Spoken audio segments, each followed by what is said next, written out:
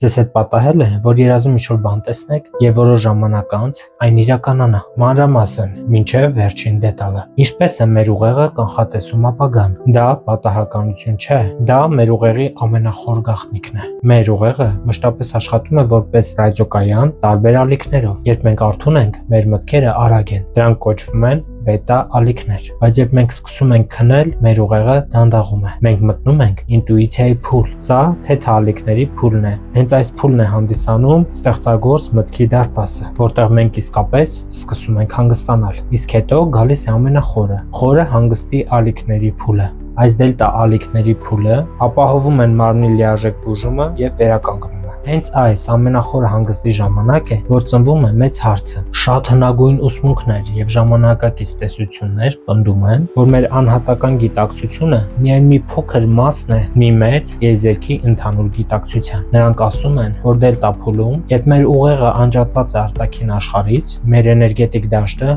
միանում է այս ընդհանուր եզերական դաշտին։ Կարծես թե տեղի ունենում մի յուրօրինակ ալիքային կապ։ Այս կապի միջոցով մեր ենթագիտակցությունը կարող է ստանալ տեղեկատվություն, որը դուրս է ժամանակից եւ տարածությունից։ Սակայն կա ավելի գիտական բացատրություն։ Մեր ուղեղը զարմանալիորեն հզոր է։ Օրվա ընթացքում մենք անընդհատ տեսնում եւ զգում ենք բազմաթիվ մանր դետալներ, որոնք մեր գիտակցությունը չի գրանցում։ Մեր ընկերոջ հոգնած դեմքը, տան պատի ճաքը, ֆինանսական դժվարությունների մասին մանր ակնարկները։ Գիշերը, հատկապես դելտա փուլից հետո, մեր ուղեղը, ինչպես գերհամակարգիչ, հավաքում է այդ բոլոր մանր տվյալները եւ դրանցից ստեղծում է ամենահավանական սցենարը՝ կանխատեսումը։ Ստացվում է, որ երազը կատարում է իդեալական կանխատեսում, հիմնված այն ամենի վրա, ինչ մեր արթուն միտքը բաց է թողել։ Եվ վերջապես կա հիշողության հնարքը։ Մենք հազարավոր երազներ ենք տեսնում, որոնց 99%-ը մոռանում ենք։ Բայց եթե դրանցից մեկ երազ, որը շատ հուզական էր, օրինակ դժբախտության մասին, անկարծ իրականանա,